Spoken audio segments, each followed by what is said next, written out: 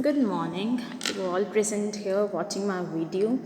Well, I am Karina Manocha, Assistant Professor in Gobindgarh Public College, Alor, Khanna. It's a good news for you all that our college has started bridge course on various subjects like management, commerce, history, economics, sociology, psychology, and many more. Through this bridge course, we want you to get aware about the general knowledge of your particular stream. And today I am making you familiar with my topic, that is management. So in this video I will cover management concepts. After that we will make another video of management principles and will also cover various challenges a manager face in today's scenario. So get it started. Firstly, we must know the term what management means. So, if you divide the word management, the first it will divide it in three. One is manage, second is men, and last one is T. T stands for tactful.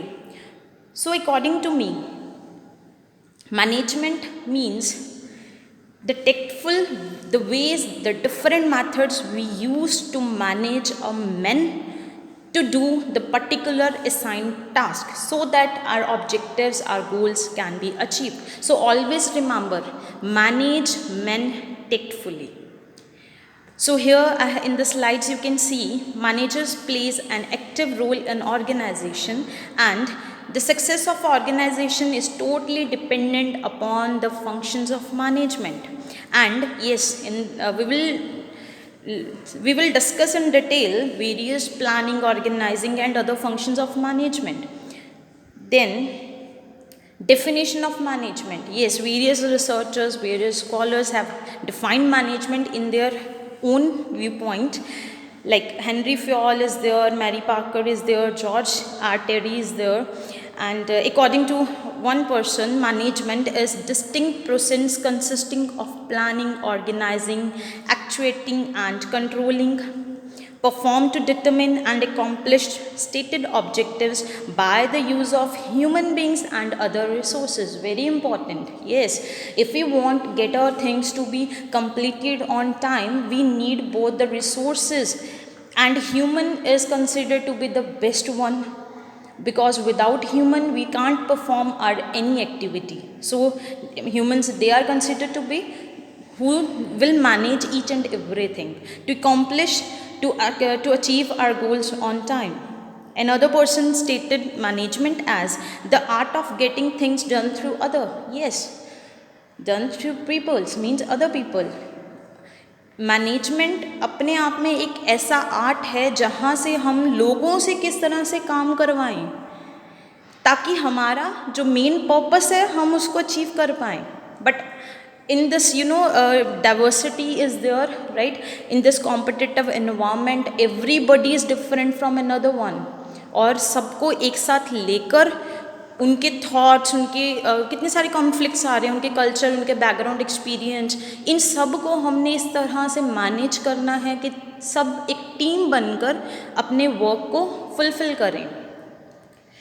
Then comes to 5 M's of management, very important. Men, as I have earlier told you, humans जो हमारे हैं वो main asset हैं हमारी organisation के लिए, हमारा वो मेन रिसोर्स है. Then is machine, then is material, money and method. Further, yes, very important, there is management is having 3 levels. Number 1 is top level, second is middle and third one is lower level. Top level management, another name is senior management. Senior management means the boss who instructs you to do the work, who directs you, who just informed you what you actually have to do. Middleman, the persons who are just supervising you, who are just leading you, who are just guiding you, who are just directing you to do this work in this way, right? And the lower level management, the actual persons who have to execute the above said works, right? So we will discuss about the top level management. So extensive knowledge of management rules and skills. Obviously, he is a person sitting at the top, right? The person who is controlling everything, the person who is taking decisions for us, for our organization. So if he is having entire knowledge, then only he can execute his work, right? Decisions are generally for long term nature, yes. They makes you aware of external factors such as market, yes. Then another is the decisions, they are made using analytical, directive, conceptual and other behavioral participative process. And it is the person, the top management person is responsible for strategic decisions. They are obviously the executives, they are the members who decide the policies, who take decision in for the fulfillment of the work, who thinks for the betterment of our organization, and their plans are made for long term to achieve that particular vision and mission which he set for us. Yes, always remember the mission and vision of organization is decided by the top level management. Then is the middleman. So these are the specialized understanding of certain managerial tasks. They are responsibilities for having the decisions which they have to carry out. Yes so जो भी top level management ने हमें बताया है कि हमें ये new project लेकर आ रहे हैं या ये न्यू पॉलिसी लेकर आ रहे हैं, मिडिल मैन क्या करेंगे, उन डिसीजंस को फिगर आउट करेंगे कि किस तरीके से वो एग्जीक्यूट करवा सकें. किन से करवाना है, लोअर लेवल मैनेजमेंट से करवाना है. तो they are just making the responsibility कि हम ऐसी गाइडलाइंस सेट कर दें हमारे लोअर लेवल मैनेजर्स के लिए, लोअर लेवल वर्कर्स के लिए, कि वो इस तरह से काम को कंप्लीट करें. Lower level management. Now finally the work has to be executed by these members. They will follow all the decisions which was taken by the top management and directed by the middleman management, right? So they are responsible for the execution only, and furthermore they also provides feedback to the top management whether the work is completed on time or not, why the work is not completed, right? By same process they will first answerable to middleman and then they will be answerable to the top management level. Okay, next we will talk about what is manager. Yes, very of you are familiar with the term top manager, what do you mean by the word manager, but some of are still, and they are still not aware about the term manager. So, manager is a person responsible for planning, directing the work of a group of individuals, monitoring their work, taking corrective actions when necessary. So, basically manager कौन है? एक ऐसा person जो हर एक चीज़ की responsibility ले रहे हैं. टास्क को कैसे डिवाइड करना है, इंडिविजुअल्स के ग्रुप बनाने हैं, राइट? कैसे उनको ग्रुप में उनसे काम करवाना है, वो काम किस तरीके से कर रहे हैं उसको चेकआउट करना है. अगर वहाँ पे कोई भी प्रॉब्लम क्रिएट हो रही है, ऑब्स्टिकल्स आ रहे हैं, तो वहाँ पे कौन से ऐसे मेथड्स इम्प्लीमेंट करें जिससे कि वो सही तरीके से काम होने लग जाए. And also he is responsible for analysing the utilisation of resources. जितने भी रिसोर्सेज हम यूज़ कर रहे हैं उनकी प्रॉपर यूटिलाइजेशन हो रही है नहीं, manager is responsible for that, right?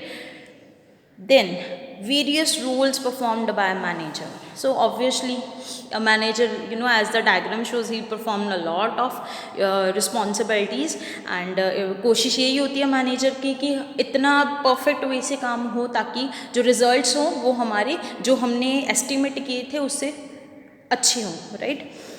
सबसे पहला आ गया planning the work. Yes, he has to plan the work. काम करवाना है किसी से और ये बहुत बड़ी रिस्पॉन्सिबिलिटी होती है, तो वो काम कैसे निकलवाएं, तो उसको प्रॉपर प्लान करना.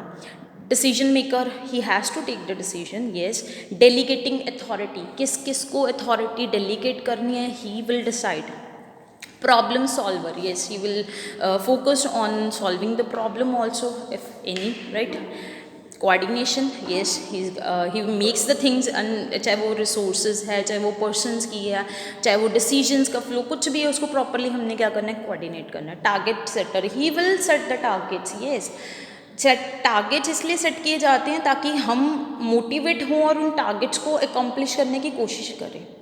बट अगर टारगेट्स सेट किए जाते हैं तो साइड बाय साइड आपको कुछ ना कुछ बेनिफिट भी दिया जाता है. If you go beyond this target and if you achieve this target on this time period, तो उससे आपको कुछ ना कुछ बेनिफिट होगा और आपके अंदर क्या होगी, एक मोटिवेशन डेवलप होगी.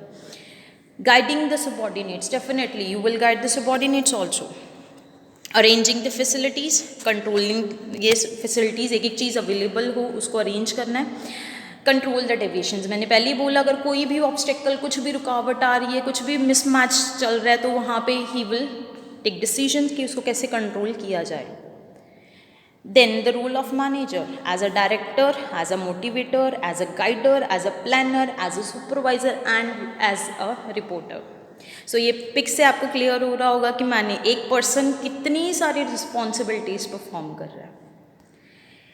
नेक्स्ट आता है managerial skills. We are having 3 skills that a manager should should cover up with these skills. It is required in the organization. Without these skills, it is not possible to accomplish our mission.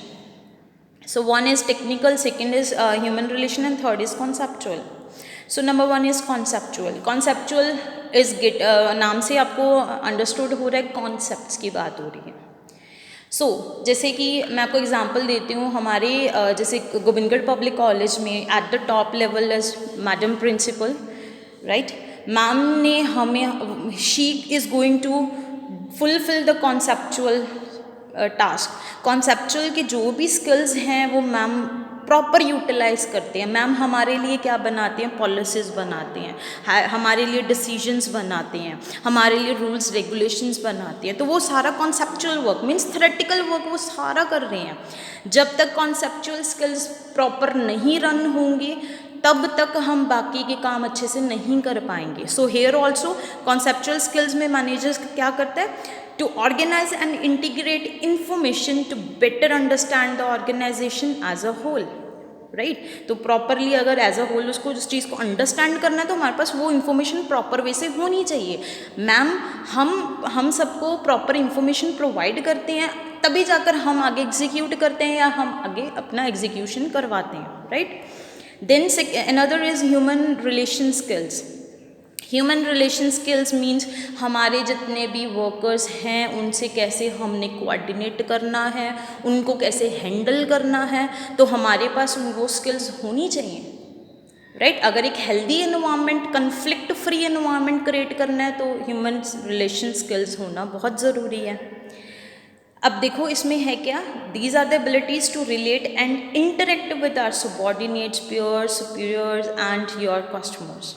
They are specially important at the middle level management. Yes, अब ये काम किसके हाथ पे आ गया, manager के हाथ में आ गया.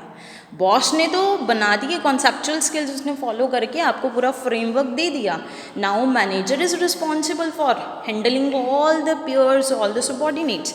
बट वो कैसे हैंडल होगा, by if he is having proper human relation skills. Then proceed to further, we are having the third skills, that is technical skills. Now the word is technical. यहाँ से नाम से अंडरस्टूड हो रहा है, टेक्निकल मीन्स टेक्नोलॉजी. अब मैंने पहले स्टार्टिंग में आपको बताया कि हमारा जो वर्कर्स हैं उन्होंने काम करना है, they are going to execute that activity, that particular task. So वो technical skills means they are making the use of technology, the machinery. तो उनके पास वो स्किल्स हैं. अब जैसे हमारे वर्कर्स हैं, इफ़ दे आर अनस्किल्ड तो हमें अकॉर्डिंग टू आर रिक्वायरमेंट उनको ट्रेनिंग प्रोवाइड करनी पड़ेगी, राइट. अगर वो सेमी स्किल्ड हैं तो we have to check figure out, हमें चेक करना पड़ेगा कि उनमें वो स्किल्स जो हमें चाहिए वो हैं या नहीं. इन केस नहीं है then will further help them, right. So technical skills means वो पर्सन्स, वो स्किल्स, वो पर्सन्स जिनके पास प्रॉपर नॉलेज होनी चाहिए उस टेक्नोलॉजी को रन करने की, right. So this skills involve in making a product and services. Yes, आप कोई प्रोडक्ट बना रहे हो, आप कोई सर्विस बना रहे हो, आप कोई भी प्रोजेक्ट पे वर्कआउट कर रहे हो, ठीक है, कुछ भी है, आपको वो उस मशीनरी की, उस टेक्नोलॉजी की नॉलेज होनी चाहिए. लाइक जैसे अब currently I am making PPT for you, ठीक है, for making you better understand on the basic part of your management. तो इसके अब मुझे ये साथ में रिकॉर्डिंग करनी है, मुझे स्लाइड्स बनानी है, तो क्या मुझे प्रॉपर नॉलेज है? अगर है only then I can execute it. नहीं है then we have to further what we have to take guidance, we have to take training from others, right. Then comes to the functions of management which is very important. First is planning, organizing, then staffing, directing and controlling.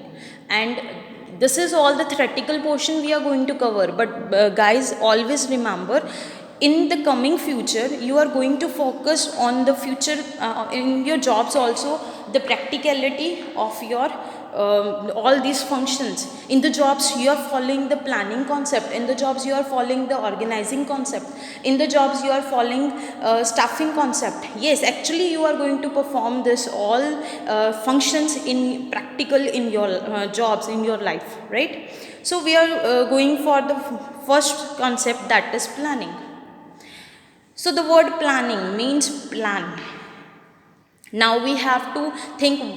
The planning involves what we have to do, why we have to do, who will do this, how much, right, when we will have to cover this, from where we are going to do this. Everything is to be planned. जब तक plan नहीं होगा तब तक आपको नहीं पता चलेगा कि आपने आगे करना क्या है. So planning is an ongoing process of developing business mission and objectives and determining how they will be accomplished. Obviously अगर हमें अपने objectives को, अपने targets को, अपने aims को fulfill करना है तो वहाँ पे हमें क्या चाहिए? हमें planning चाहिए. हम प्लान्स बनाएंगे और उसके अकॉर्डिंग उसको एग्जीक्यूट करेंगे.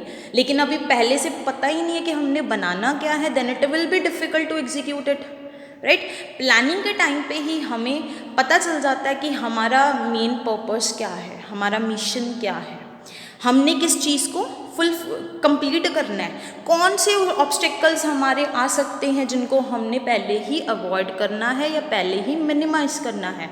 हमने प्रॉपर यूटिलाइजेशन करनी है रिसोर्सेज की. For that also we will make plans. So plan करना, हर एक चीज़ को पहले ही डिसाइड कर देना, पहले ही माइंड में सोच लेना या उसकी मैपिंग बना देना कि हाँ we are going to do this, right. Next is your organising. Organising means arrangement of all the activities which we are going to perform.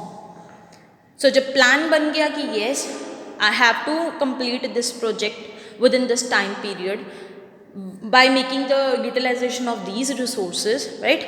In organizing step, now we will make proper arrangement of all the required things. So here it is a process of arranging and allocating resources to achieve the objectives. Yes, हमने अपने resources को properly arrange करना है ताकि हम इसको क्या कर सकें, अचीव कर सकें. Here we are bringing together physical, financial and human resources and developing productive relationship amongst them for achieving the goals. क्या हमने यहाँ पे क्या करना है? Physically, financially. फिजिकली मीन्स जो भी मुझे इंफ्रास्ट्रक्चर चाहिए, मशीनरी चाहिए. फाइनेंशियली मीन्स मेरे पास फंड्स होने चाहिए, पैसे होने चाहिए. Human resource we are talking about our labours, our workers, ठीक है.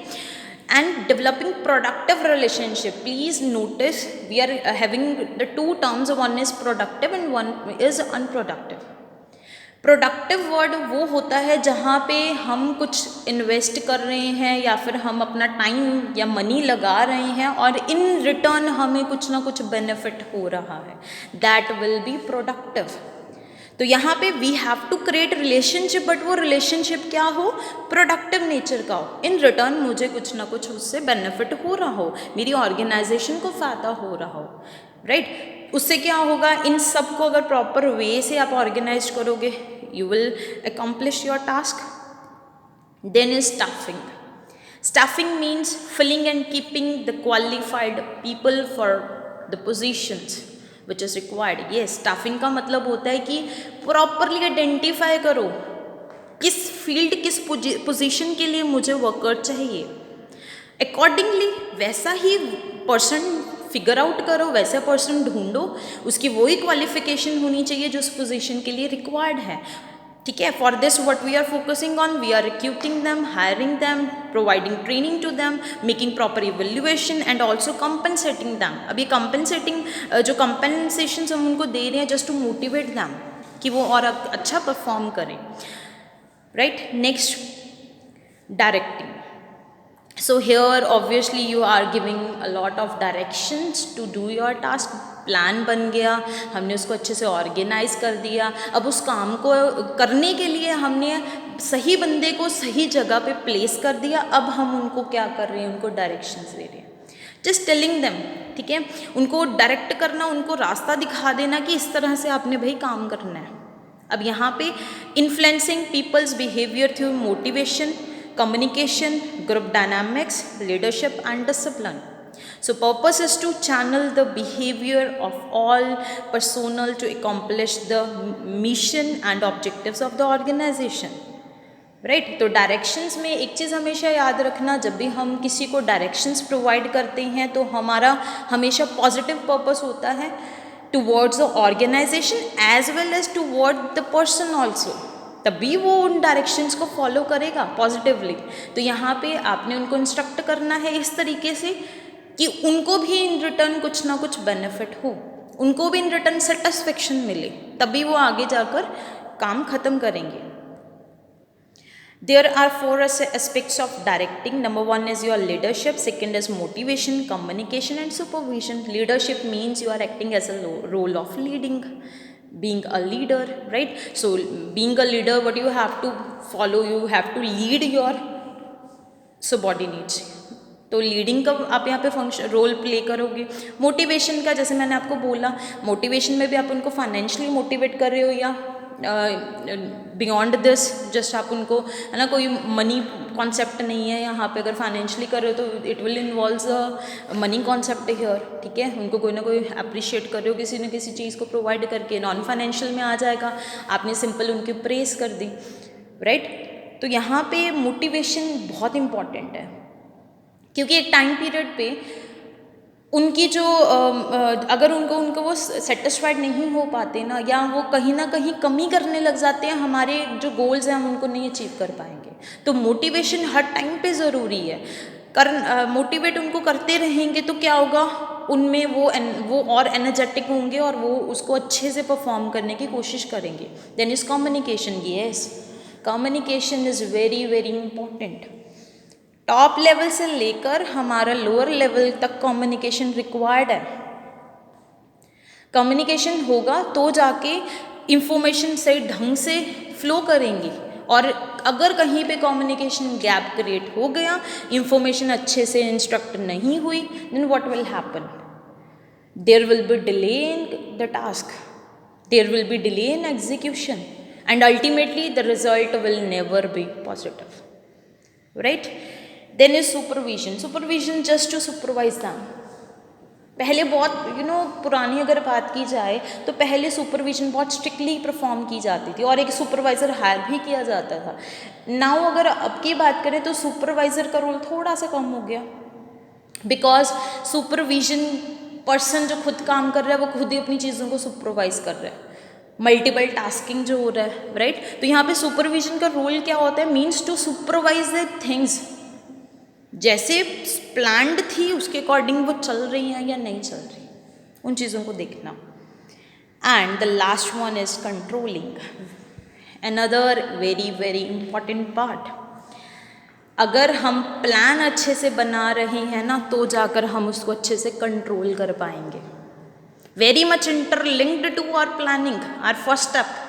अगर प्लान अच्छे से नहीं है then there will be very difficulty in control the things. Controlling एक ऐसा स्टेप है जो हमें हमारे हमारी परफॉर्मेंस को एक्चुअली रिवील करता है। जो मैंने स्टैंडर्ड सेट किए थे प्लानिंग के टाइम पे, कंट्रोलिंग से मुझे यहाँ पे पता चलता है स्टेप में क्या वो एक्चुअली उस लेवल तक अचीव हुए हैं या नहीं हुए। अगर नहीं हुए then we are focusing on the control part, कि क्या ऐसा करें जिससे कि मैं अपने सेट टारगेट को, सेट स्टैंडर्ड्स को अकम्प्लिश करूं, राइट। तो यहाँ पे performance standards based on your objectives, measuring and reporting your actual performance, comparing your actual performance with the set standards, and finally taking corrective actions और preventive actions. और हमने last में देखना है अगर वो सेट स्टैंडर्ड्स को अकॉम्प्लिश नहीं कर रही then there is a need to take decisions, to make decisions, to go through the corrective measures, ताकि हम अपने टास्क को अचीव कर सकें। So this is all about the basic concepts of your management, what a manager is, what are the roles of managers, and what skills are required for performing in the organization, and also the main functions of management, right? So ending up with this video, I will cover my next video in which I will discuss about various principles of management, very important part, right? So thank you so much, have a nice day to all.